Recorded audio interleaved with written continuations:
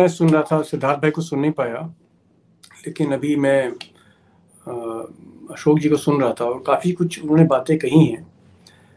फिर भी 2-3 बातें मैं कहना चाहता हूँ। देखिए, एक तो ये बात सही है कि इस बार उत्साह जैसी चीज़ नहीं है, एंथुसियाज़्म नहीं है, बल्कि अगर आप कहें एंथुसियाज़्म, उत्साह, जोश, उमंग, जुनून, दीवानगी, इस तरह के अगर आप लफ्ज़ इस्तेमाल करें तो वो फिर आपको जयंत और अखिलेश की रैलियों में जाना पड़ेगा। वहाँ पर ये सारी क्वालिटीज़ दिखेंगी ह्यूमन एंथुसियाज़्म की। लेकिन अगर आप बीजेपी की रैलीज में जाएं, उनकी सभाओं में जाएं, तो सबसे पहले तो डर यही लगता है भाजपा के आज नेता को, कार्यकर्ता को, पता नहीं कुर्सियां भरेंगी कि नहीं भरेंगी। जब आप कोई फ्लॉप शो या कोई भी शो करते हैं तो आप सोचते हैं कि सबसे पहला आपका एक ये रहता है कि ऑडियंस आए। जैसे आप यूट्यूब पे कर रहे हो तो ऑडियंस, व्यूअर्स कितने आते हैं। और आज बीजेपी की स्थिति क्या है कि वो जो ऑडियंस है, वो जो व्यूअर्स हैं, जो मोदी जी के हेलीकॉप्टर जब तक सभा से उड़ नहीं जाता था और आसमान में ओझल नहीं हो जाता था वो हेलीकॉप्टर, तब तक लोग हटते नहीं थे। ये उनका क्रेज था।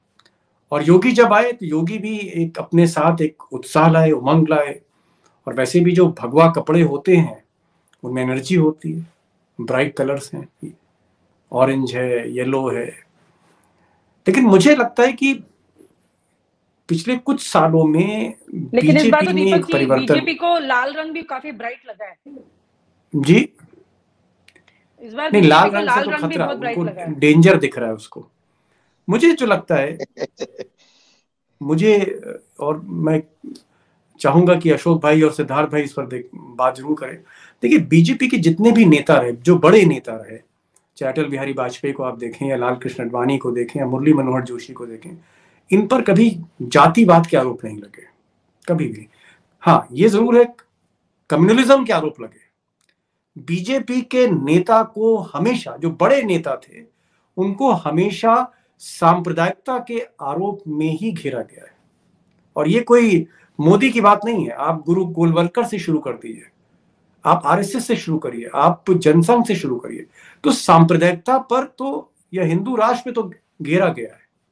लेकिन जातिवाद पर, कास्टियस पर मुझे नहीं नजर आता कि कोई बड़ा नेता उस पर कास्टियस आरोप है। जैसे मुरली मनोहर जोशी है, आप नहीं कह सकते वो सिर्फ ब्राह्मणों की राजनीति करते।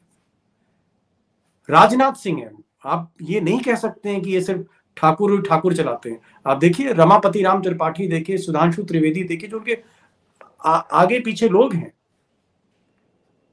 सबको ही वो, मुझे लगता है कि आप बल्कि उनका जो सारा काम लखनऊ में देखते हैं, वो त्रिपाठी जी हैं जो एक रिटायर्ड आईएएस अधिकारी हैं।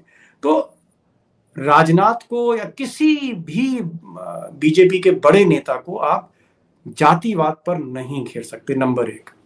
नंबर दो, बीजेपी के किसी बड़े नेता को आप क्षेत्रवाद पर नहीं घेर सकते कि ये साहब अपने स्टेट की बात करते हैं। आडवाणी जी थे, गुजरात देखते थे, लेकिन ऐसा नहीं था कि आडवाणी जी ने सारे गुजराती लेके चले आए। वो सारे गुजराती बिजनेसमैन, सारे गुजराती लोग, आडवाणी जी ने अपने जितने भी सिपा सलार थे उनको ही लाके स्टैब्लिश कर दिया, या अटल जी ने यूपी वालों को स्टैब्लिश कर दिया, या मुरली मनोहर जोशी पूरा इलाहाबाद लेके आ गए। नहीं। तो बीजेपी के नेताओं में कभी क्षेत्रवाद नहीं था, कभी जातिवाद नहीं था। आज मोदी जी और अमित शाह क्षेत्रवाद की राजनीति करते हैं। चाहे अडानी हो, चाहे अंबानी हो, चाहे कोई आर्किटेक्ट हो जो मंदिर बना रहा हो, जो काशी कॉरिडोर बना रहा हो, जो सेंट्रल विस्टा बना रहा हो, आप कहीं चले जाइए, आपको कहीं ना कहीं गुजरात एलिमेंट दिखेगा। और इसीलिए गुजरात लॉबी कहा जा रहा है। अडानी को आपने लखनऊ एयरपोर्ट, जहां या प्रोग्राम कर रही हो, लखनऊ से लेके देश का सारा इंफ्रास्ट्रक्चर, कोर इंफ्रास्ट्रक्चर बना बनाया आपने अडानी को दिया। तो एक बड़ा नेता वो क्षेत्रवाद कर रहा है और एक बड़ा नेता जातिवाद कर रहा है। एक अपनी जाति से जुड़ा है, एक अपने क्षेत्र से जुड़ा है, और राजनीति ये प्रोजेक्ट कर रहे हैं देश की। मुझे लगता है कार्यकर्ता समझ गया कि आज मेरे लिए कोई स्पेस नहीं है। या तो मुझे गुजरात का होना चाहिए था और या मुझे ठाकुर होना चाहिए था। अगर मैं ठाकुर नहीं हूं उत्तर प्रदेश में तो मैं आगे नहीं बढ़ सकता। मैं जल शक्ति मंत्री नहीं हो सकता। मैं जितने संगीन आरोप मुझ पर लग जाए मैं बचता रहूंगा, क्योंकि मैं ठाकुर हूं। करप्शन के बाद में बचता रहूंगा। और अगर मैं गुजरात का हूं तो मैं एशिया का रिचेस्ट आदमी 3 साल में बन के दिखा सकता हूं। ये जादू दिखाया है मोदी जी ने। 3 साल में जिस एशिया में चाइना, हांगकांग, सिंगापुर इस तरह की इकोनॉमीज हो, वियतनाम, थाईलैंड, ऐसी इकोनॉमीज के बीच में 3 साल में कोई एशिया का रिचेस्ट आदमी बन जाए, जादू है। और कोई आदमी उत्तर प्रदेश में जो कुछ ना हो, वो सबसे बड़े स्कैम में फंसे और शान से चलता रहे योगी जी के साथ, ये भी एक अजूबा है।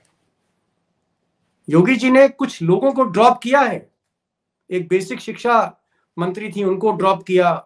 एक सिंचाई मंत्री थे, उनका स्टिंग, उनको ड्रॉप किया। एक्शन लिया गया, लेकिन अपनों पे एक्शन नहीं लिया गया। तो ये जो जातिवाद है, ये जो क्षेत्रवाद है, मुझे लगता है कि इसने कार्यकर्ताओं में स्पेस नहीं दी। और इसीलिए मैं एक विधायक जी से बात कर रहा था और उन विधायक जी ने मुझे बताया ऑफ द रिकॉर्ड कि वो पन्ना प्रमुख की जो सूची है उसका उनको सत्यापन का काम दिया गया था। और जब वो पन्ना प्रमुख का सूची का सत्यापन लेके निकले गोरखपुर में और बाकी जगहों पर, तो हैरत में पड़ गए कि 21 में से 20 पन्ना प्रमुख एग्जिस्ट नहीं करते थे। आज बीजेपी के काडर का ये हाल है जिलों में कि मंडल अध्यक्ष, जो वार्ड 4-5 वार्ड से मिलकर वो एक मंडल अध्यक्ष होता है वहां पर, जैसे महानगर अध्यक्ष है, उसके बाद विधानसभा का, फिर एक मंडल अध्यक्ष और उसके नीचे एक शक्ति केंद्र का अध्यक्ष और फिर पन्ना प्रमुख। ये सीढ़ी है उनकी। मंडल अध्यक्ष आप समझ लीजिए 4-5 वार्ड को मिला के, उसके नीचे बेस खत्म हो गया। जो पार्टी ये कह रही है कि हम दुनिया की सबसे बड़ी पार्टी, उसकी वजह क्या है? उसकी वजह सिर्फ यही है कि आपसे कार्यकर्ता दूर हो गया, क्योंकि आप जातिवाद लिया है, आपने पूरे भाजपा का गुजरातीकरण कर दिया और उत्तर प्रदेश में ठाकुरीकरण कर दिया।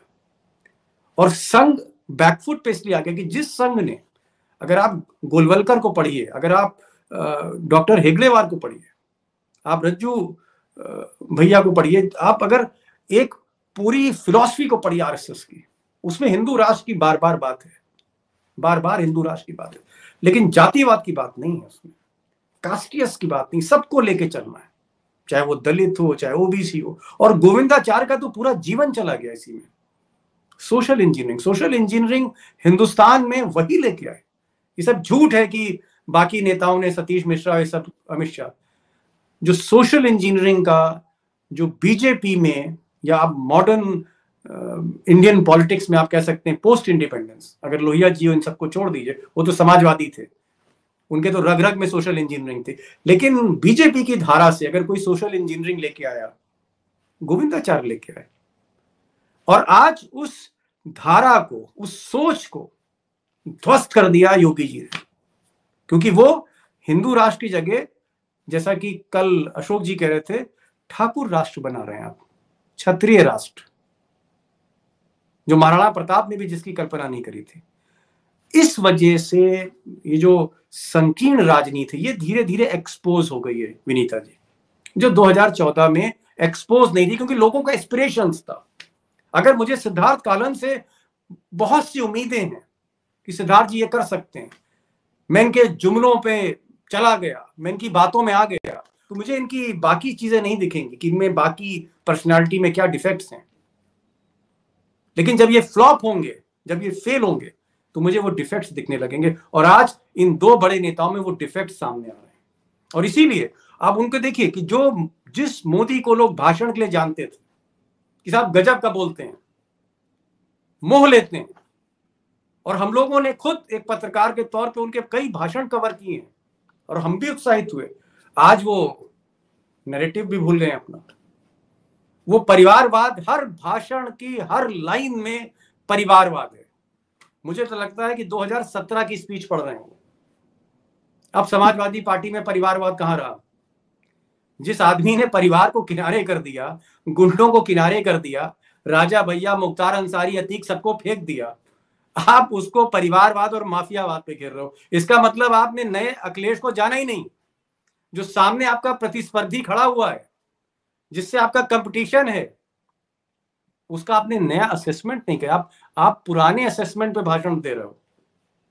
तो ये गलत नैरेटिव है। जैसे इतनी बड़ी स्कीम, अच्छी स्कीम है, अगर आप किसी को फ्री, गरीब को अगर आप फ्री खाना दीजिए, अगर फ्री खाना दीजिए गरीब को, अच्छी बात है, स्वागत होना चाहिए। और सिद्धार्थ जी, मैं आपकी तवज्जो चाहूंगा इस पर, फ्री खाना देना चाहिए। और ये पंडित दीनदयाल की जो अंत्योदय की जो पूरी फिलॉसफी है वो यही है कि अगर हम अपने बजट से, जो पैसे वाले लोग हैं, प्रॉस्परस हैं, अगर वो खाना देते हैं, मदद करते हैं, समाज ऐसी आगे खड़ा होगा। लेकिन दीनदयाल उपाध्याय अपनी किताब में लिखते हैं, वो शायद मोदी जी ने नहीं पढ़ी, मोदी जी को दोबारा पढ़नी चाहिए। उस किताब में दीनदयाल ने जिक्र किया है, अपने भाषणों में जिक्र किया है कि हम खाना खिलाएं, भोजन खिलाएं, हमारा व्यवहार ठीक हो। 2 रोटी खिलाने के बाद अगर हम उसको 1 जूता मारेंगे तो हमसे दूर चला जाएगा। यानी उसकी आत्मसम्मान की को सर्वोपरि रखना है। जिसको आप रोटी खिलाएं, जिसको आप 1 किलो नमक दें, जिसको आप 1 लीटर तेल दें, दीनदयाल उपाध्याय जी ये कहते थे कि उसका सम्मान ऊपर है सबसे। उसको ये मत बताइए कि हम आपको क्या दे रहे हैं। और इस्लाम में भी लिखा है और हमारे हिंदू शास्त्र में भी लिखा है कि हमेशा जो चीज दी जाए चुपचाप दी जाए। और मोदी जी मन से हिसाब मांग रहे हैं नमक का। ये एक पतन है, ये एक डिक्लाइन है, ये हताशा के लक्षण हैं, सिम्टम्स हैं कि आदमी अपना नैरेटिव भूल गया। अब सिद्धार्थ भाई हैं जो इतना अच्छा बोलते हैं, जिस दिन ये इनकी भाषा में जो वो तंज नहीं होगा, वो कटाक्ष नहीं होगा, वो इनपुट्स नहीं होंगी, तो हमें क्या लगेगा? ये सिद्धार्थ जी के दिन चले गए। भगवान करे ऐसा ना हो, इनकी वाणी में वही ऊर्जा रहे। तो मेरा सिर्फ ये कहना है कि आज योगी हो, मोदी हो, इनकी वो परफॉर्मेंस नहीं रही। और मुझे इसमें मैं सिर्फ यही कह सकता हूं कि नियति का खेल मुझे ज्यादा लगता है। और बेहतर ये होगा कि अगली बार जब आप प्रोग्राम करें, आप किसी मनोवैज्ञानिक को भी बुलाएं जो इनका पर्सनैलिटी असेसमेंट करे कि आखिर क्या वजह है कि ये लोग, कोई गर्मी उतारने की बात करता है कि मैं गर्मी उतार दूंगा, और कोई कहता है कि मेरे नमक का हिसाब दो। इलेक्शन में वोटर्स के आगे ऐसी बातें नहीं की जाती हैं। वोटर के आगे आदमी विनम्र रहता है। और ये कहीं ना कहीं जिस तरह का नैरेटिव ये लोग सेट कर रहे हैं, मुझे लगता है कि हार जो है वो चुनाव से कहीं ज्यादा इनकी वाणी में दिख रही है मुझे। और आप हमसे जुड़े रहने के लिए सब्सक्राइब करें YouTube पर, फॉलो करें Twitter पर और लाइक करें Facebook पर। और ज्यादा जानकारी के लिए आपको टाइप करना होगा सिर्फ न्यूज़ नशा।